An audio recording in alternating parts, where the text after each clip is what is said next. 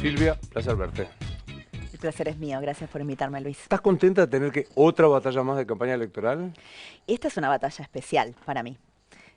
Nunca me había tocado tener la responsabilidad de encabezar una boleta y lo vivo como eso, como el honor de que te pongan al frente de una batalla, difícil además, porque Rara, rara. a veces hay una teoría que dice, que es la teoría del risco de cristal, ¿no? Que dice que las mujeres en general son las que eligen las grandes compañías cuando las compañías tienen que atravesar procesos de reestructuración, ¿no? Que ese es el momento en que le dan oportunidad a las mujeres como CEOs. Y yo leo este momento también como una oportunidad, no solamente para mí en lo personal, para mí encabezar esta boleta representa muchas cosas. Ser la segunda generación de mi partido, ¿no? Que no hayan elegido uno de los fundadores, o sea, un recambio generacional, que hayan puesto una mujer, que le hayan dado la oportunidad, por lo que sea, por risco de cristal o porque realmente era la mejor opción o por lo que fuere, pero encabezar esta boleta como mujer y tener, además, que es lo que yo siento en esta campaña, el respaldo de todo el partido, ¿no? Sí. Desde Mauricio, el primero, que está al lado mío y que me respalda, pero todos. María Eugenia, digo, creo que no hay día que no hable con ella, me llame, me Estuvo acá y lo dijo. aconseje. Tengo este año este reloj de arena que voy a dar vuelta, que marca la casi totalidad de la entrevista. Y empiezo por preguntarte algo bien concreto. ¿Vas a asumir los 4 años? Voy a asumir, por supuesto, voy a asumir el cargo. Creo que es importante, sobre todo en esta elección donde muchos piensan que, como veníamos de otros cargos relevantes, ¿no? En mi caso del Congreso Nacional, era simplemente para competir porque necesitaban a alguien competitivo. Pero yo no leo así la elección, para mí misma, yo lo leo como Pero una vas a gran asumir y vas a oportunidad. cumplir el mandato. Voy a asumir, voy a cumplir el mandato, voy a tratar de ser la mejor legisladora que pueda ser en la ciudad de Buenos Aires. Creo que es un diferencial, es algo positivo. A mí me gusta el trabajo legislativo, me gusta en serio, ¿no? Porque a uno le puede tocar ir al Congreso de la Nación. Muchos van al Congreso de la Nación porque es el lugar desde donde se proyectan como gobernadores o, digamos, como un lugar para mostrarse. Y a mí me gusta el trabajo legislativo, me gusta en serio. Me gusta cada vez que viene una ley, un proyecto, primero, digamos, trabajarlo bien con el que lo promueve, ¿no? A veces son ideas mías y a veces vienen grupos de personas que te dicen, tenemos este problema. Bueno, estudiar bien a fondo el problema, después comparar la legislación del mundo, ver qué funcionó, qué no funcionó, revisar en la legislación argentina qué tenemos parecido, qué no. O sea, soy muy exigente con eso, pero me gusta, creo que es un trabajo que enriquece y que después la gente lo siente, ¿no? Lo siente porque cuando defendés una ley que construiste, en la que trabajaste y con la que te comprometiste, eso después se ve reflejado. Em, no digo de la oposición más dura, que critican tu cuestión, pero Carrió, hablábamos antes de empezar el programa, que tenemos los dos un respeto intelectual muy especial, dijo acá sentada, los penatos no es de la ciudad, no sabe de qué se trata. Primero tengo que decirte que tengo un cariño tan grande, tan inmenso con Lilita, que lo primero que hice fue mandar un mensajito a mis amigos diciéndole, Lilita sabe que yo soy porteña, que nací en la ciudad de Buenos Aires, que me crié en la ciudad de Buenos Aires, que me casé también en esta ciudad de Buenos Aires. Después, como muchos otros, me tocó en algunos momentos de mi vida, sobre todo de chica, cuando mis papás alquilaban, y después de grande, cuando me tocó a mí vivir también en provincia de Buenos Aires, pero venir a trabajar todos los días a la ciudad, como miles de personas, ¿no? Entonces, esos miles de personas que aún siguen viviendo en otro distrito, yo vivo en Villa Urquiza ahora, pero que vienen todos los días a la ciudad de Buenos Aires, te aseguro que conocen esta ciudad, que conocen sus problemas, que conocen sus virtudes, porque a veces te pasás un montón de horas del día, de tu vida, simplemente por trabajar acá. Pero además tengo una historia mía, personal, familiar, de mi infancia, de mi adolescencia, de mi juventud, y de mi actualidad en la ciudad de Buenos Aires. ¿Y qué le Así dijiste en que el mensaje? no, nada, eso le digo, chicos, ustedes han venido a comer a mi casa en Villa Urquiza. La gente que trabaja con Sí, Carrió. digo, nada, digo, péguenle un tubazo y lo que me contestaron es, y vos sabés que ella te quiere mucho. Me dices, fue un comentario Bueno, yo nunca hablé con ella, por ejemplo, de mi infancia. Hablamos mucho de política, mucho de filosofía. A mí me encanta escucharla. Creo que es una mujer sabia y además es una mujer que ha hecho tanto por la lucha anticorrupción en la Argentina. Ella, digamos, y muchos de su equipo, ¿no? Yo me saco el sombrero por la gente que da esas batallas porque sé lo difícil que es. ¿Qué quedó del PRO? Porque la impresión que uno tiene es, Patricia Bullrich es más mileísta que Karina. ¿Estás de acuerdo? No creo que nadie sea más mileísta que Karina. Me da la sensación que una vez, la vez que yo la conocí, a la secretaria general de la presidencia, ella cuando se presentó dijo, algunos le preguntan, ¿es tu hermana o sos la hermana de Milei? Y ella contesta, no, yo soy Milei, Karina Milei, ¿no? Así que me parece que por respeto a cómo ella misma se Mm. siente, creo que Ah, no hay nadie más mileísta, ella es es Milei. Milei, Y claramente. Patricia Bullrich qué es hoy? Y Patricia Bullrich es una buena ministra de Seguridad y una persona que a lo largo de su vida no se ha quedado en los partidos políticos en los que estuvo, ¿no? Y esa es una decisión, digo, es un hecho, primero, pero después es una decisión que tendrá que explicar ella, digamos, ¿no? Viste que Porque, eso tiene un nombre, saltar de partido en partido. ¿cuál? Tránsfuga. Bueno, o que va cambiando de opiniones frecuentemente. Em, yo creo que, a ver, mi estilo es diferente. A mí me parece, y en parte acepté esta candidatura por eso, ¿no? Porque me gusta reconocerme como una segunda generación de un partido que se anima a renovar los liderazgos. Porque toda la vida nos quejamos de los partidos que no renuevan, que son siempre los mismos.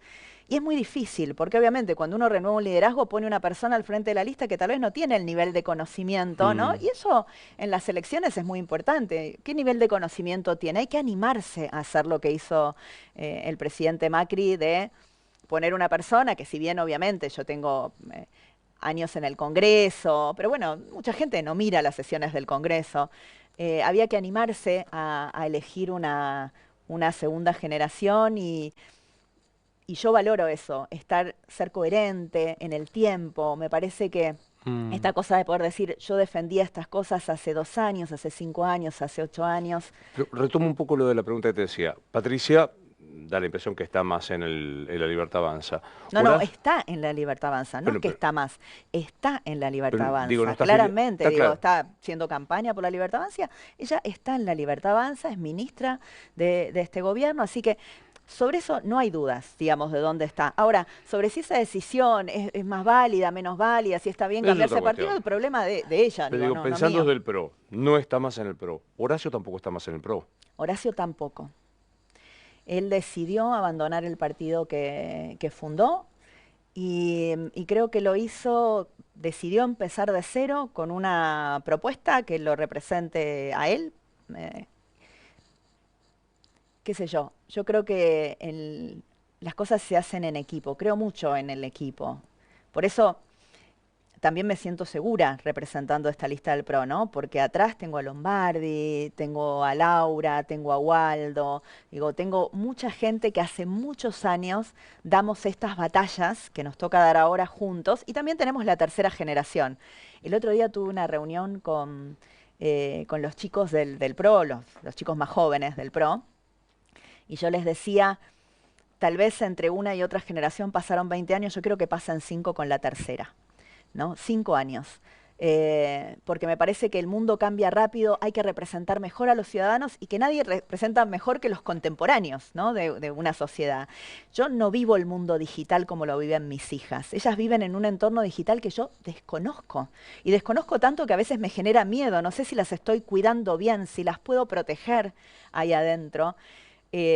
Hace poquito anunció Fernán Quirós y Mercedes Miguel, que son los ministros de Salud y Educación de la ciudad, que iban a poner online una plataforma para padres, Mm. ¿no? Con contenidos curados de profesionales para que sepamos cómo hablar, cómo proteger a nuestros hijos en los entornos digitales. Y yo dije, yo me anoto primera a eso, porque me genera dudas todos los días, ¿cómo los cuido mejor ahí, no? Mi pregunta era porque digo, no está más Patricia, no está más Horacio, con quien vos tenías un vínculo personal. ¿Tenías o tenés un vínculo personal fuerte? Eh, Te diría más tenía, porque no por mí, digamos, yo sigo sintiendo por él un respeto enorme, enorme, enorme. eh, pero bueno, en este momento él está enfrentando, Mm. digamos, enfrentando a nuestro partido en esta elección, así que en estos Total. días no estamos hablando, ¿Pero pero te bueno, queda seguramente cómoda? que pasada la elección ¿Te queda volvemos a hablar. cómoda la definición de Mauricio Macri? ¿Quedamos los que no fueron comprados? Que me gusta más la segunda parte, quedamos los que tenemos valores, los que compartimos estos valores del PRO, ¿no? Porque uno puede tener otros valores, no son los únicos valores los del Obvio. PRO, ¿no? Pero el PRO sí tiene valores muy claros, ¿no? Para nosotros, el respeto a la libertad de expresión es un valor.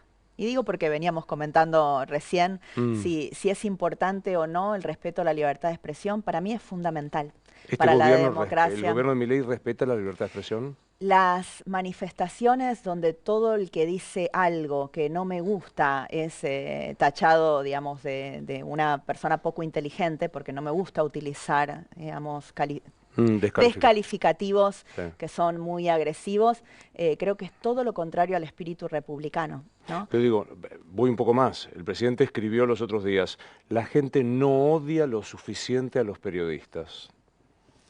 Eh, Nunca desde el poder hay que fomentar el odio, porque tenemos una responsabilidad más grande los que tenemos un lugar de autoridad, aunque el mío sea más chiquitito que el del presidente, Claro. pero tenemos una responsabilidad enorme. Y fomentar el odio nunca, en ninguna situación.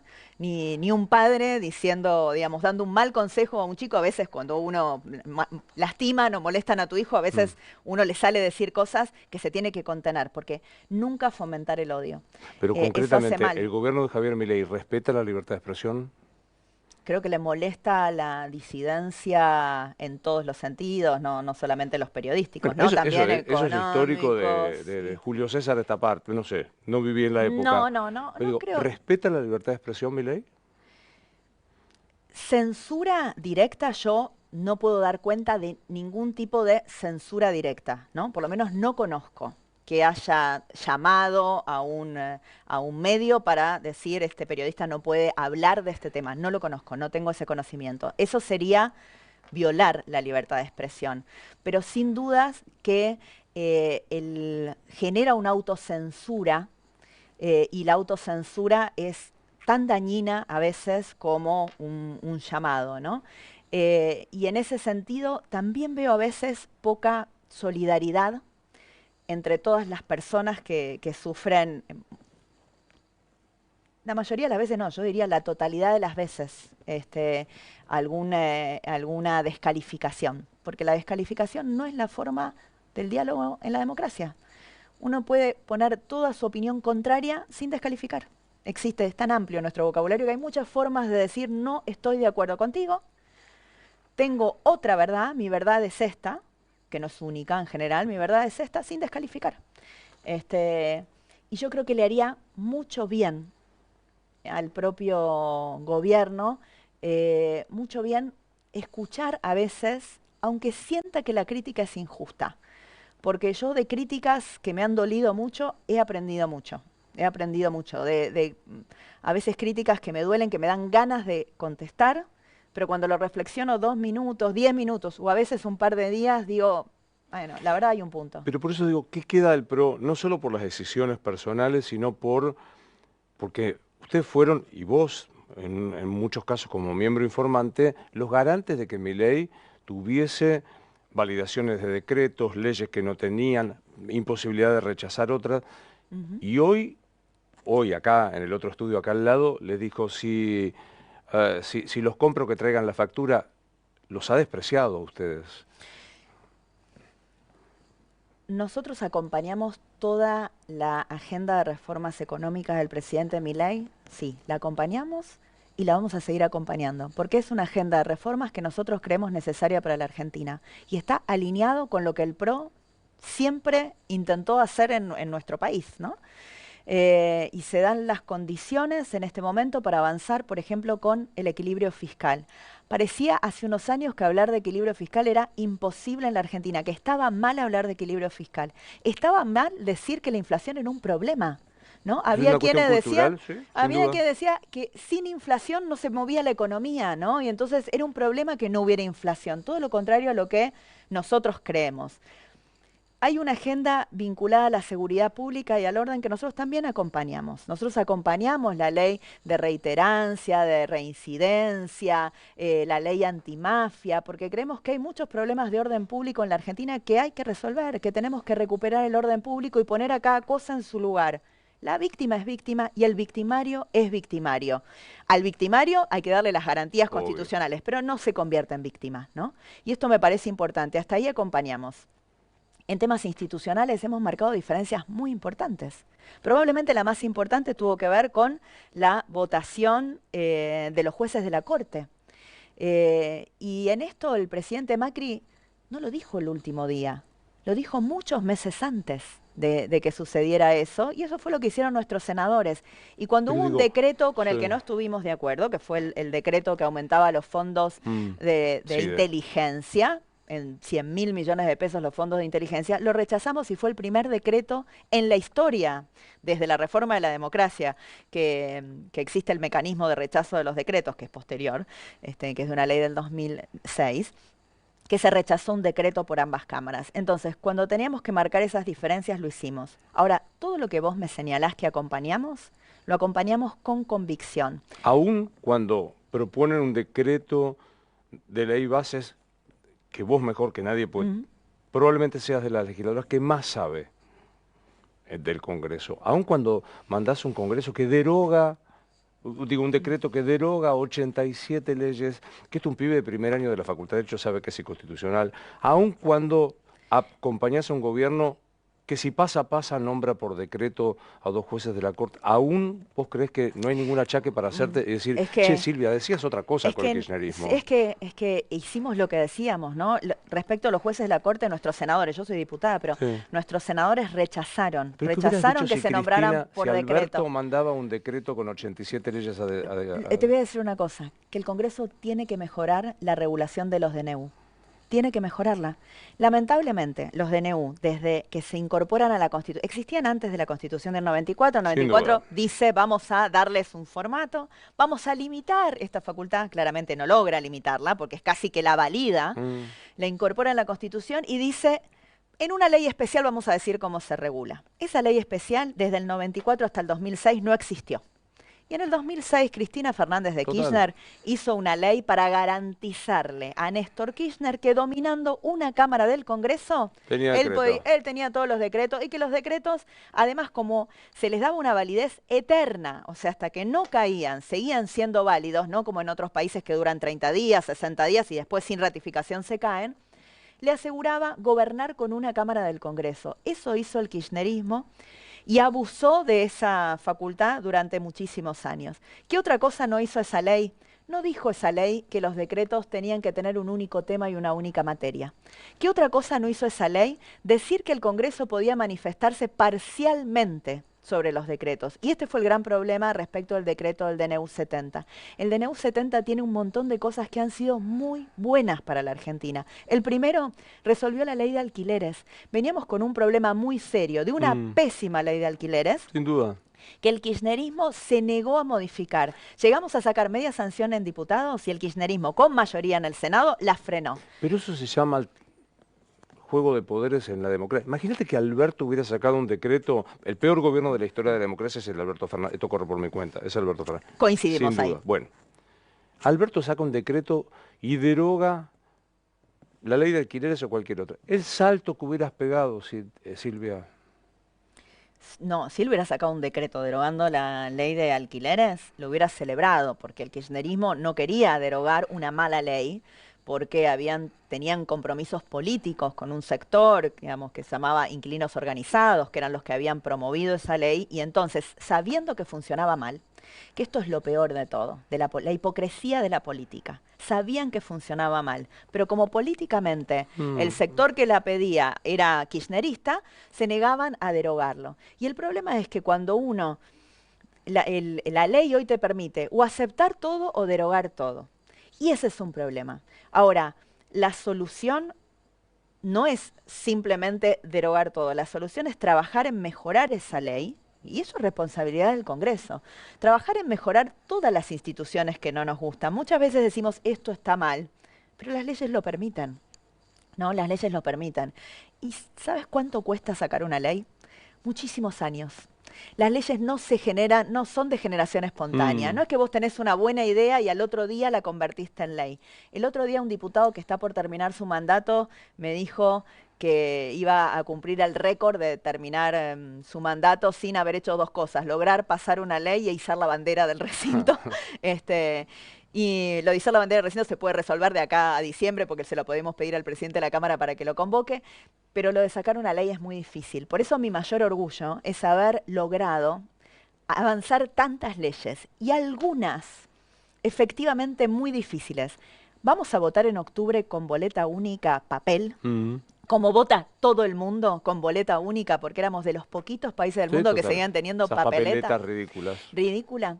Porque hace 17 años, un legislador del PRO, que se llama Pablo Tonelli, que tal vez lo conoces. Claro. Pablo presentó el primer proyecto. 17 años tardamos en que se aprobara. Te lo pregunto, entonces, como te pregunté por la libertad de expresión, ¿el gobierno de Milei es respetuoso de la división de poderes republicana? Creo que hasta ahora ha utilizado las herramientas de la Constitución. Al límite, por supuesto, ¿no? He utilizado las herramientas de la Constitución. Donde creo que no fue una decisión que estaba acorde con la Constitución, el nombramiento por decreto de los jueces 2 días antes de que volviera a ponerse en funcionamiento el Congreso. Y por eso lo dijimos, sacamos un comunicado de nuestro partido, dijimos cómo iban a votar nuestros senadores, ahí no hubo sorpresa. Además, diciendo una cosa, nosotros cometimos el mismo error, ¿no? Asumiendo que también nosotros habíamos utilizado en otras circunstancias, porque en ese momento había 3 meses de receso, no faltaban 2 días para que se juntara el Congreso, recién asumíamos, no es que se había discutido un año una candidatura que el Senado no había aprobado y aprovechamos 2 días de receso para nombrarlo. Eran muy distintas las circunstancias. Así todo, admitimos que no era el mecanismo correcto. Y ser coherente en la vida quiere decir que si dijimos que no era correcto en ese momento, respecto de nosotros, también había que decirlo ahora, ¿no? Pero digo, ¿vos sentís que sos tan institucionalista con Milei como lo fuiste con Alberto, con el kirchnerismo? Yo siento que sí. Cuando se hizo la reforma de la ley de acceso a la información, con la que no estoy de acuerdo, fuimos, lo dijimos, lo pusimos en la mesa de discusión, lo pusimos por escrito. No podemos hacer nada desde el Congreso porque hicieron una reforma, re-reglamentaron, ¿no? Y la facultad reglamentaria es del Poder Ejecutivo. ¿Quiénes pueden hacer? Las ONGs, que lo están haciendo, litigando en la justicia, para que la justicia determine si hubo o no exceso en la reglamentación. Me sorprende en la capital federal, en la elección que vos vas a disputar, que hay no es que no comparta el postulado, pero me parece que hay una ingenuidad en ese postulado. Vienen a quedarse con la capital federal. Bienvenida. Es un partido político, La Libertad Avanza, son voraces en el poder. Se sorprende, o sea, siento como que son la novia que lo bancó al muchacho que estudiaba, que ella trabajaba, que llegaba tarde, todo esto, y se casa con otra. ¿No es un poco naif por ser suave? Sí, pero la palabra que estás pensando me la dicen a veces, sí. Yo creo que a veces hacer lo correcto te deja en esa posición de... ¿Boludo? A veces hacer lo correcto ¿Te sentís un poco boluda? Siento que hicimos lo correcto, pero tal vez lo correcto y lo conveniente es difícil, digamos, lograr. Cuando se dan las dos cosas es maravilloso. Cuando no se dan es difícil la decisión. Y yo hablé personalmente en muchos momentos de este año y medio con el presidente Macri. Y siempre la respuesta es hagamos lo correcto, pero esto no conviene, o sea, esto tiene un costo alto. Hagamos lo correcto, hagamos lo correcto. Y uno responde por sus acciones. Y yo creo que eso la gente lo valora. Yo creo que el votante del PRO aún el votante del PRO que le gusta mucho lo que está haciendo en materia económica el presidente Milei, valora que nosotros lo hayamos acompañado y no siente que hayamos sido unos bobos por acompañarlo. Valora eso. Y es más, creo que ese es el votante que ahora nos va a acompañar en la ciudad de Buenos Aires porque sigue creyendo que en la ciudad de Buenos Aires la mejor opción es el PRO. Y que pueden convivir perfectamente ambas cosas, porque ahora se discuten legisladores locales. Yo entiendo el intento de algunos de querer nacionalizar esta elección, pero desde la legislatura no se resuelve ningún tema macroeconómico, ni se pone en riesgo ningún tema macroeconómico. Toda esa discusión es octubre. Ojito, Ahora, el votante del PRO, es una apreciación, valora el acompañamiento económico y demás, y no se siente un bobo. ¿Un toque en algún momento te sentiste una boba acompañando y que ahora te vengan a asaltar la capital? a mí lo que a veces me molesta un poco, pero no se lo puedo atribuir, digamos, a un funcionario en particular, pero sí me molesta un poco el maltrato en redes sociales, algunos tuiteros libertarios que hablan con un desprecio respecto del PRO, con mucha, me parece, deslealtad hacia un partido que sin ninguna obligación ayudó siempre que pudo, y repito, lo volvería a hacer, porque lo hice con convicción, al presidente cada vez que fue atacado por el kirchnerismo. Porque cuando había un error no forzado o una circunstancia que te desestabilizaba en el mercado internacional, que te puede pasar, nadie tiene resuelto nada, aún gobernando bien te pueden pasar muchas cosas que no manejas. El kirchnerismo enseguida encontraba la excusa para llevarte los barrabravas a la Plaza de Mayo, tirarte piedras, dar vuelta a patrulleros y generar caos. Y nosotros todas las veces salimos a defender al gobierno nacional y lo volvería a hacer. Pero no solo lo Y no defendieron. importa que me digan, y las barbaridades que a veces Pero me yo dicen, digo- no me importa. Pero digo, no solo lo defendieron en el correr del gobierno, llamaron a votar. ¿Lo votaste a Milei? Llamamos a votar porque era la mejor opción en ese momento. ¿Pero lo ¿Está votaste? bien? Sí, ¿Lo volverías, con el diario del lunes, lo volverías a votar? por supuesto. Con el diario del lunes, hoy, en estas circunstancias, por supuesto. El quinto gobierno kirchnerista, no, la Argentina no estaba para el quinto gobierno kirchnerista. No. Hubiera preferido que ganara nuestra opción política. Eso también tengo que ser sincera, digamos, ¿no? Mi primera opción no fue el presidente Milei. Mi primera opción era Patricia. una No, opción del Horacio. PRO. Horacio, Patricia, era el PRO, era la opción de Juntos por el Cambio. Esa hubiera sido mi primera. Esa opción de esa qué cosa? fue mi ¿De primera opción. ¿Juntos por el qué? Juntos por el Cambio, Eso porque existió, hubo un tiempo en la Argentina que había, ¿no? existió muchos años, fue muy importante, creo. Fue la fuerza, la confluencia de fuerzas políticas que lograron que el kirchnerismo no fuera por todo en la Argentina, en esa elección crucial del 2015 que ganó el presidente Macri por 600.000 votos.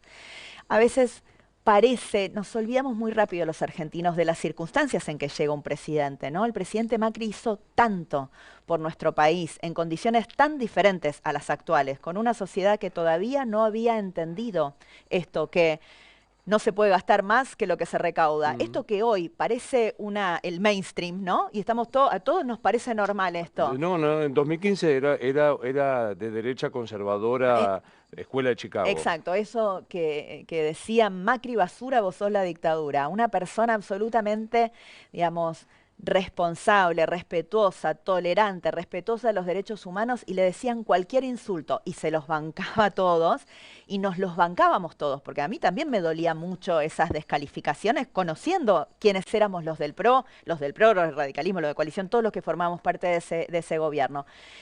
En esas circunstancias en las que nosotros fuimos electos, donde ganamos por un pelito, donde teníamos minoría en ambas cámaras del Congreso, hicimos un montón. Nosotros sembramos las semillas de este cambio que estamos viendo hoy. Yo me niego a que no se le reconozca al presidente Macri que la discusión sobre que había que recomponer las tarifas, porque si no nos quedábamos sin servicios públicos, la dio él en absoluta soledad. Me niego a que no le reconozcamos al presidente Macri, que siempre habló de equilibrio fiscal. ¿Te hace ruido que Adorni, tu competidor, esté en comitivas oficiales con el presidente como ahora el Papa, o venga hoy al programa con Milei? ¿Te parece ético eso? No sabía que había venido a un programa hoy. Sí, estuvo en el Laje, yo lo vi por la tele, sí. Yo creo que él en su función pública no debe hacer campaña, pero que perfectamente puede cumplir su rol sin hacer campaña. Yo cumplo mi rol en el Congreso y en el Congreso hablo de los temas del Congreso y creo que él puede ser vocero sin traspasar este límite de su función, ¿no? Y si el presidente decide llevarlo al funeral del Papa Francisco, que es muy importante que el presidente vaya. Quiero decírtelo, Claramente. es muy importante que el presidente vaya porque él tiene que ir a representarnos a todos los argentinos, así que es muy importante que vayan, que lleve la delegación que quiera. Yo no sé si es necesario llevar 3, 4, 5 ministros, no conté igual cuántos ministros van finalmente, porque a veces dicen que van más, menos ministros, no importa. A mí, la verdad, eso me importa poco. El presidente decide, lleva a la delegación que quiera. Yo no creo que nadie... Me acuerdo cuando Cristina llevó a Insaurralde a ver al Papa antes de una elección, ¿no? Para, no sé, aumentarle su nivel de conocimiento, ¿no? O por lo menos todo el mundo decía eso. Tal vez su intención no había sido esa y había sido una intención más de religiosa. eh, una lástima, ¿no? Que después Insaurralde haya sido exactamente lo opuesto a lo que hubiera querido el Papa Francisco, ¿no? Y haya estado vinculado a causas de corrupción y tenga que rendir cuentas en la justicia por andar en yates en el Mediterráneo gastando la plata que le robó a sus vecinos. Pero recuerdo eso. ¿Le sirvió de algo? Digo, ¿le aumentó el caudal electoral? Yo creo que no, que en esa elección no le fue tan bien, ¿no? No. Así que, así que, digo, si hubiera una, yo creo que no lo hay, pero si hubiera una intención espuria en eso, creo que no da resultado. Manuel Adorni es... Un buen vocero presidencial, creo que en su rol es muy bueno. No lo conozco por fuera de su rol, no lo conozco, no, digamos, no me ha tocado compartir con él, así que por fuera de su rol no lo conozco y en su rol me parece que es un buen vocero. ¿Conoce la ciudad? No lo sé. No lo sé, entre otras cosas porque no lo conozco y porque no lo he escuchado hacer propuestas sobre la ciudad de Buenos Aires. Propuestas, además, propuestas legislativas, que es lo importante, ¿no? Porque en esta elección también es bastante frecuente que algunos candidatos parezca que son candidatos a jefe de gobierno. El otro día, Luis, vino una persona que quiero mucho, también de la política, de otro partido, y me decía, Silvia, te doy un consejo. La mejor campaña a legislador es hacer una campaña a jefe de gobierno. Y yo le dije, y eso es una campaña absolutamente engañosa, porque el 11 de diciembre, los que hoy te están haciendo una campaña como que fueran a ser jefe de gobierno, defraudan a los porteños que lo voten. Porque hasta dentro de 2 años y hasta que se prueben en una elección de jefe de gobierno y ganen, no pueden implementar nada de eso. Esto se trata de sacar leyes. Y sí es importante entender leyes para qué, ¿no? ¿Qué hace la legislatura? ¿Leyes para qué? Porque no es lo mismo quien esté sentado en esas bancas de la legislatura. Primero, es importante que quien vaya a sentarse, que sepamos quiénes van a sentarse en esas bancas. No van a sentarse solo los primeros candidatos de las listas. Sobre todo en las listas que tienen más chances, se sienta el 2, el 3, el 4, el 5, digamos, dependiendo de la cantidad de votos. Entonces, la primera pregunta es, ¿sabes a quién estás votando cuando votás a Los Penato, por ejemplo? Y yo puedo mostrar toda mi lista con orgullo y además el porteño sabe quién es Lombardi. A alguno le gustará más, a otro le gustará menos, pero estoy segura que sabe quién es Lombardi. Yo no sé si los porteños, y esto es una invitación, digamos, ciudadana a que sepamos, ¿no? Dar información, quiénes están en las listas, porque a esos también los estás votando cuando votás al cabeza de lista. Luego, ¿qué podés esperar de ese legislador, ¿no? En lo personal, en lo personal no. Todos los partidos políticos ponen al más lindo, más bueno, más agradable a encabezar una lista. Pero lo importante es qué espacio político representás. ¿El Leandro Santoro es? Él es, 2 cosas a mí se me ocurren. Es el Filmus de esta época, en términos de votos, ¿no? Representa lo que representó siempre el voto Filmus, eso no se mueve, es una cantidad de votos que tiene el kirchnerismo en esta ciudad. Y lo digo casi como un elogio, porque tuve muy buena relación con Daniel Filmus cuando era diputado nacional, ¿no? Era una persona muy seria, respetuosa, que tenía buenos proyectos, pero estaba en el bloque del kirchnerismo, que es exactamente todo lo opuesto a lo que quieren los porteños. ¿Qué es lo que le pasa a Leandro Santoro? Santoro votó en contra de la boleta única de papel, por ejemplo. ¿Sabes qué es la boleta única de papel, además de un instrumento de votación? Soy de Rosario, así que somos pioneros en Claro, Santa Fe. pero no, pero ¿sabes qué es profundamente? Es una ley anticorrupción. Porque la manera de ir mejorando, digamos, la calidad de la política es reduciendo el peso del dinero en la política. Y la boleta única de papel le ahorra a cualquiera que quiera presentarse en una elección, no solamente al Estado, el padrón y medio que te tiene que dar de boletas, ¿no? Sino a las personas, a los candidatos, a los partidos, tener que juntar plata para imprimir más boletas, para repartir boletas en los domicilios, para poner fiscales a cuidar tu boleta, porque si no tu boleta desaparece del cuarto oscuro. Esos son miles y miles de millones de pesos menos por haber cambiado el instrumento. Y además evita que a la gente le den la boleta con la que tiene que votar y el bolsón de comida, que eso es Claro. una indignidad absoluta. Pasa algo parecido con Ficha Limpia, ¿no? Bueno, exactamente, votó en contra de la ficha limpia, votó en contra de la educación como servicio público esencial en esta ciudad, donde los porteños encabezaron la lucha por la apertura de las escuelas. Él y su bloque político, porque él está ahí, representa eso, más allá de que él, digamos, se percibe y tenga una convicción de ser un alfonsinista, no está en el radicalismo, no está en el bloque radical que, por ejemplo, acompañó la educación como servicio público esencial. Es Está un en el- título. Santoro se autopercibe alfonsinista, pero es kirchnerista. claro, está en el bloque kirchnerista, ¿no? Por supuesto. Digo se autopercibe porque siempre como nosotros nos vemos es una autopercepción, digamos. Yo me Obvio. percibo de esta manera, ¿no? Quiero que se entienda que no es en ningún caso una cosa peyorativa. Digo, él dice que se siente un alfonsinista, pero él no está en el bloque radical. Y la verdad es que hay muchas diferencias entre lo que votan los radicales en la Cámara de Diputados y lo que vota el kirchnerismo. La mayoría de las veces es muy diferente, ¿no? Más allá del golpe de efecto de la ciudad huele a pis, ¿compartís que la ciudad está en un momento muy particular? Mucha gente durmiendo en la calle, gente paseando por los contenedores para sobrevivir. ¿Sentís que la gestión de Jorge Macri es sensible a eso? Lo primero que te voy a decir es que te agradezco que le pongas el rostro humano a lo que pasa, porque también escucho algunos candidatos que hablan de soluciones que desconocen que las personas que están revolviendo contenedores son personas también, Marra. ¿no? ¿Hablas de Marra? Sí, entre otros que tienen estas, pero él ha tenido algunas definiciones como que esas personas eligieran estar ahí. Yo creo que nadie, no creo, estoy segura, Claro. nadie elige revolver un contenedor para comer ni para buscar algo para vender, que es la situación. Tenemos un desborde del conurbano bonaerense enorme. Kicillof es un muy mal gobernador. Kicillof tampoco cumple una ley nacional, que es la de gente en situación de calle, y no hay refugios en la provincia de Buenos Aires para atender esas situaciones, como sí los tenemos en la ciudad de Buenos Aires, porque ocuparse de la gente en situación de calle, que tiene muchos problemas, como la mayoría lo sabemos, 7 de cada 10 son de la provincia de Buenos Aires. Pero independientemente de donde sean, lo más preocupante es que 6 de cada 10 sufren problemas de salud mental o adicciones. Y acá nuevamente ausencia del Congreso. ¿Por qué el Congreso no saca de una No vez una modifica nueva la ley ley de salud mental? ¿Sabes por qué? Porque hay demasiada ideología metida en esa ley. Demasiada ideología.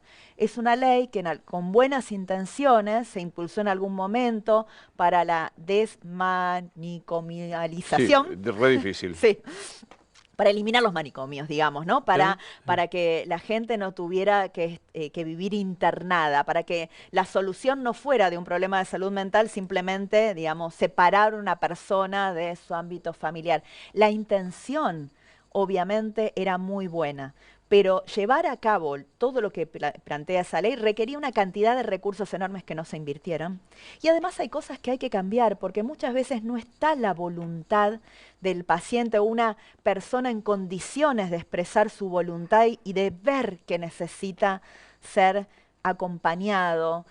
Y el familiar no puede hacer nada cuando esa persona se niega, ¿no? Entonces, en la situación de calle tenemos toda esta mezcla de cosas, de gente que obviamente no elige estar así, pero ¿qué hacemos desde la ciudad? Primero nos ocupamos, por eso tenemos una red de refugios muy grande, donde las personas, más de 3.100 personas, pueden ir a dormir, bañarse, ser acompañadas, recibir asistencia psicológica y laboral también, porque nos interesa que esas personas puedan reinsertarse y también que puedan revincularse con sus familias. Pero es una situación difícil, no se arregla con una hidrolavadora, eso es una mentira. Y sí es cierto que eso molesta a los vecinos también, porque también para el vecino es muy molesto y por eso ahí creo que hay muchas cosas que se pueden hacer, algunas las estamos haciendo y podemos hacer más, porque no hay que negar los problemas, hay que ocuparse. Cambiamos las tapas de los contenedores, están cambiando en algunas zonas las tapas de los contenedores, eso la gente lo está viendo y empieza a dar resultado, donde se cambia la tapa, obviamente la gente ya no se puede meter y entonces hay menos desperdicio alrededor.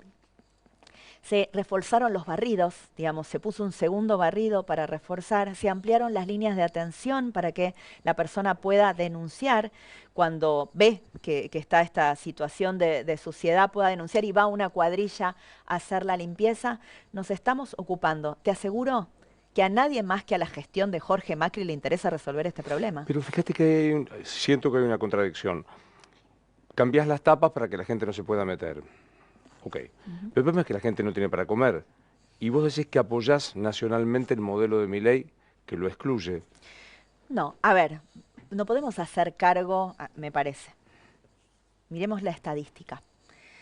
Es cierto que cuando uno mide la pobreza por inflación, no estamos haciendo una foto real de la pobreza, porque ni sube tanto cuando aumenta mucho la inflación, ni baja tanto cuando baja la inflación, ¿no? Hay una pobreza que es estructural, que tiene un montón de formas de ser medidas distintas, y nosotros tenemos niveles de pobreza muy altos que no se bajan, suban o bajen los ingresos.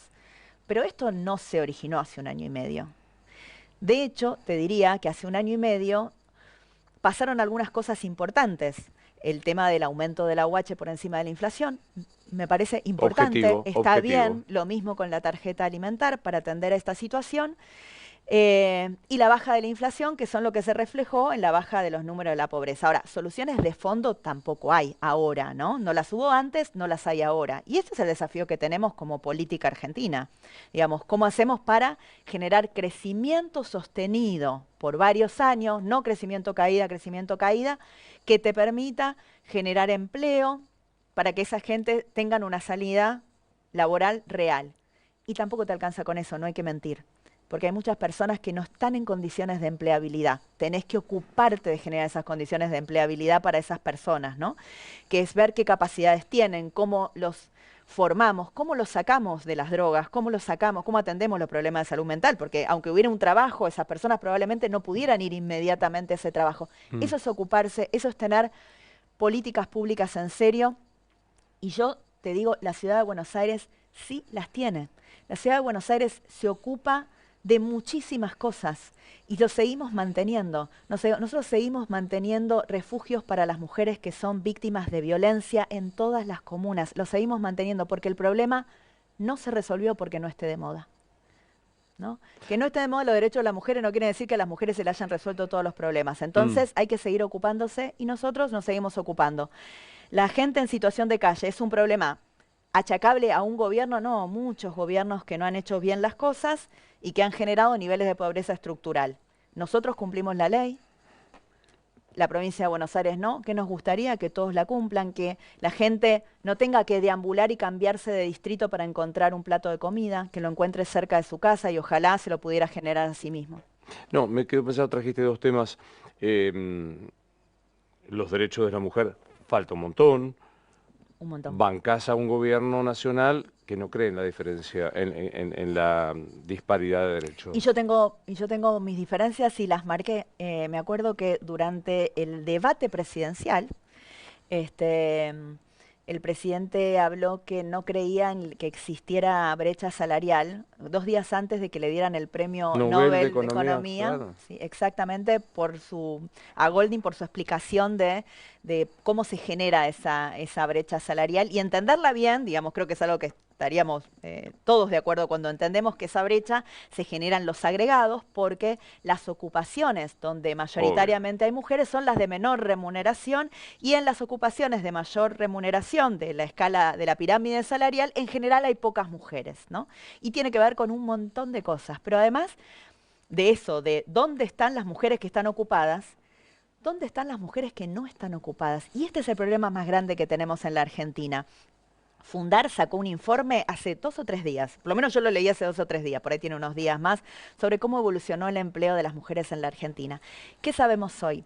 Más o menos la mitad, un poquito menos de la mitad de las mujeres no trabajan ni buscan empleo en la Argentina, es decir, no forman parte de la población económicamente activa. Eso es una pérdida de valor, de generación de PBI, de valor social, de talento enorme. ¿Esas mujeres no van a trabajar porque no quieren? Definitivamente no. Porque hay que generar las condiciones para que puedan dejar a sus hijos en un lugar seguro, desde muy chiquititos, antes de la educación obligatoria. Esos años la mujer necesita poder salir a trabajar y que sus hijos estén cuidados. Necesitamos que esas mujeres que no han podido terminar el secundario lo terminen, que no han podido recibir una calificación para algún tipo de oficio, empleo, formación, puedan acceder. Necesitamos darle oportunidades a esas mujeres, porque una mujer más que trabaja en un hogar, a veces es el primer ingreso. Obvio. A veces es el segundo ingreso. Puede sacar a una familia de la pobreza un segundo ingreso. Pero además, lo más importante que quiero decir es, una mujer que consigue valerse por sí misma, también es una mujer que va a ser menos víctima de violencia, porque tiene si herramientas sufre eso, para, claro. Puede irse, cosas menos. que muchas mujeres que No sufren puede. violencia no pueden hacer. Te pregunté quién era Adorni, quién era Santoro. ¿Quién es de paso? ¿Quién es Marra? ¿Marra es? Marra es un legislador libertario. Yo tampoco, digamos, no he tenido oportunidad, creo que no sé si alguna vez he conversado con él.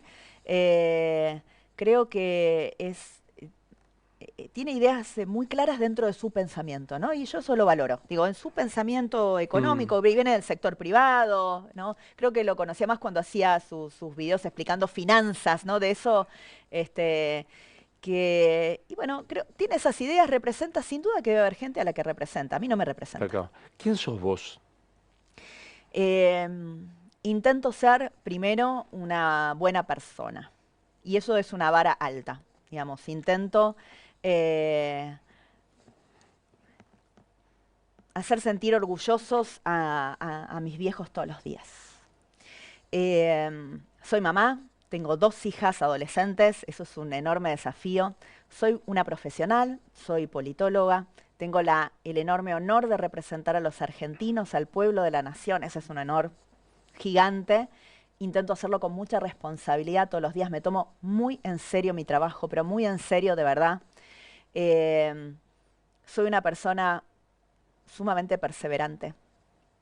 Intento ser coherente y me obsesiona ser consistente. Siempre digo que esas son las 3 palabras que guían mi vida en la política, ¿no? Soy perseverante, no te abandono un proyecto, nunca, no lo abandono. No importa los años que pasen, yo lo presenté, lo sigo. Mucha gente me viene a ver con los proyectos y me dice, fui a ver otros diputados, pero todos me dicen que si vos me lo agarrás, lo vas a hacer ley. Y yo le digo, no es tan fácil, lleva tiempo, necesito que nos comprometamos. Me gusta trabajar con la sociedad civil.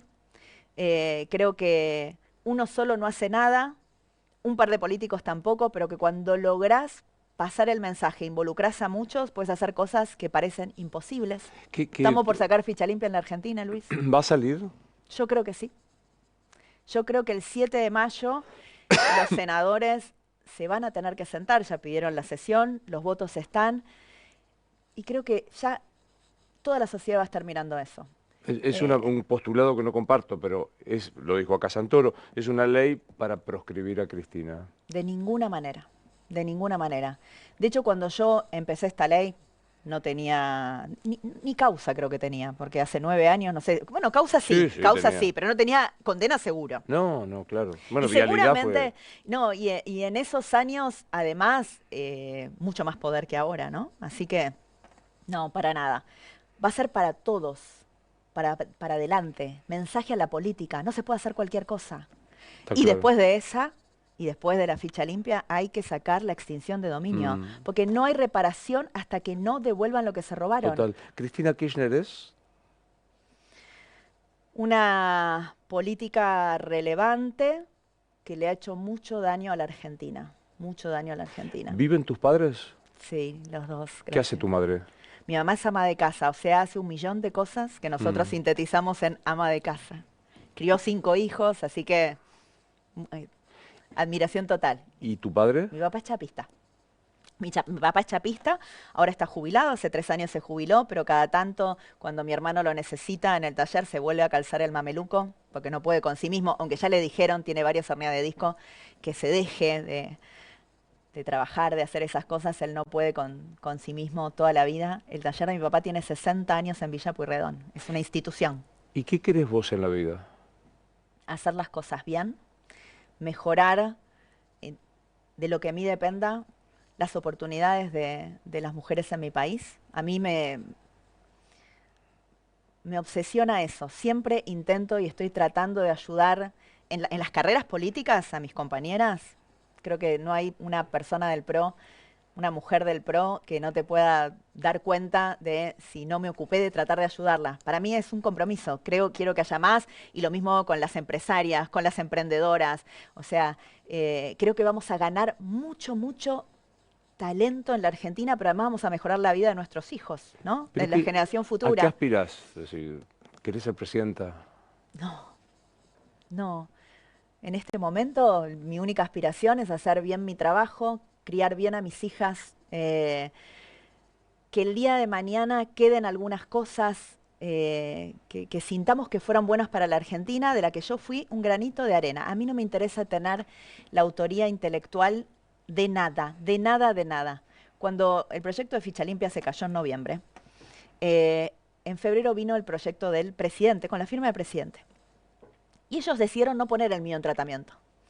Y muchos vinieron a decirme, qué injusticia, Silvia, porque vos tuviste 9 años y ahora va a salir uno que tiene la firma del presidente. Y yo le dije, mirá, me importa tan poco la paternidad de un proyecto, a mí me interesa que las cosas pasen en la Argentina. Voy hasta donde la discreción me lo permita. ¿Estás en pareja? Sí, con mi novio de los 18 años. Me puse de novia con mi marido ahora, a los 18 años. Así que nos criamos juntos, hicimos nuestras carreras universitarias acompañándonos, yo acompañándolo más a él, porque hice todos los resúmenes. Él estudió diseño gráfico, yo ciencia política, pero yo estudié historia del arte, aprendí un Sabes un montón. montón, Sí. sabes.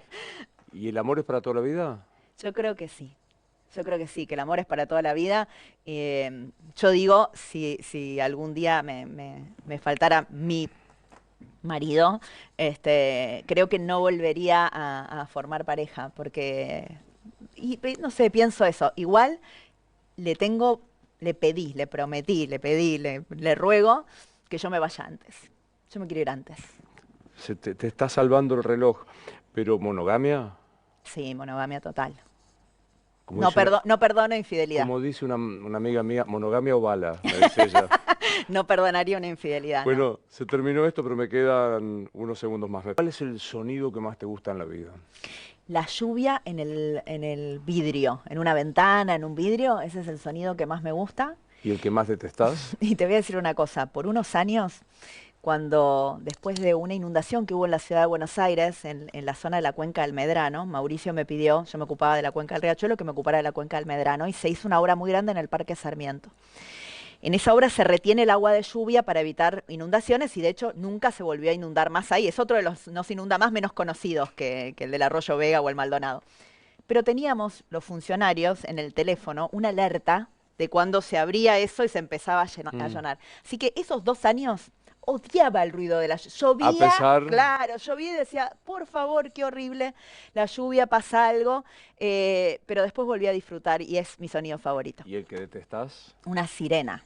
Porque una sirena siempre es como algo malo pasó en algún lado. Una ambulancia, viste, es bomberos que se está prendiendo fuego, la sirena. ¿Cuál es tu palabra favorita? Perseverancia. ¿Cuál es la que más detestás? Chanta. No sé si la palabra. Los chantas, no me gustan los chantas. Hay mucho chanta en la política, ¿no? Muchísimo. No me gustan los chantas, no me gustan los improvisados, no me gustan los chamulleros, no me gustan los que no laburan. ¿Cuál es tu insulto favorito? No suelo, digo cosas raras. Salamín con papas, así. Sí, no me explico, no sé qué significa, pero digo esas cosas. A veces se me puede escapar una mala palabra, intento que no se me escapen, no me gustan. Bien. Si Dios existe... Igual hay un insulto favorito que me gusta mucho. El de Mirta Legrand, porque tiene mucha elegancia. Mierda, carajo. Si Dios existe... ¿Dios existe? Dios existe. ¿Qué te va a decir cuando llegues? Misión cumplida le toca a otros. purgatorio, paraíso. Siempre un rato. rato de purgatorio, pero después de eso espero ese momento de llegar al cielo y reencontrarme con mis abuelas, ¿Qué se llamaban? Gladys e Isabel. Entran Gladys y Isabel. Las abrazo. Mucho. ¿El Papa Francisco es? Fue un líder espiritual que muy importante, el argentino más importante de nuestra historia. Seguramente no tengamos otro argentino que vaya a tener ese nivel de relevancia y una persona que creo a la que vamos a valorar más a partir de ahora. Yo pensaba como los buenos escritores, ¿no? Hace poquito falleció Vargas Llosa y fue una excusa para mí para recomendar algunos de los libros que yo leí de él y que me gustaron. Y creo que hoy tenemos la excusa, todos los argentinos, que hemos sido bastante injustos en la mirada que teníamos de un papa nacido de esta tierra, en leerlo y revalorizar su mensaje. Bueno, asumo que no cambiaste de opinión, nos morimos y ¿qué pasa? Vamos al cielo. Vamos al cielo. Pero también pasa algo acá, que es lo que dejamos, ¿no? Y yo voy a dejar 2 hijas maravillosas, 2 mujeres, porque espero vivir unos años más para verlas, mujeres grandes, plenas, y voy a dejar aportes en cosas donde uno es un granito de arena. Los derechos de las mujeres, yo siempre digo, cada cosa lleva muchos años, no es una cadenita, cada uno un aportecito, creo que hice el mío. Las instituciones de la Argentina, lo mismo. Un poquito, y yo hice un aportecito ahí. Para mí, yo estoy emocionada que en octubre votemos con boleta única papel. 100 años. Total. 100 años para cambiar ese instrumento y logré que se aprobaran diputados, y eso sí fue juntar voto a voto, cuando todavía gobernaba el kirchnerismo. Después con este gobierno salió completamente. Me tengo que ir. ¿Cómo se llama tu marido? Fernando. Nada, o sea, viene Fernando, te dice pareja abierta, lo sacás corriendo, ¿no? Corriendo, totalmente. Gracias por venir. Muchas gracias.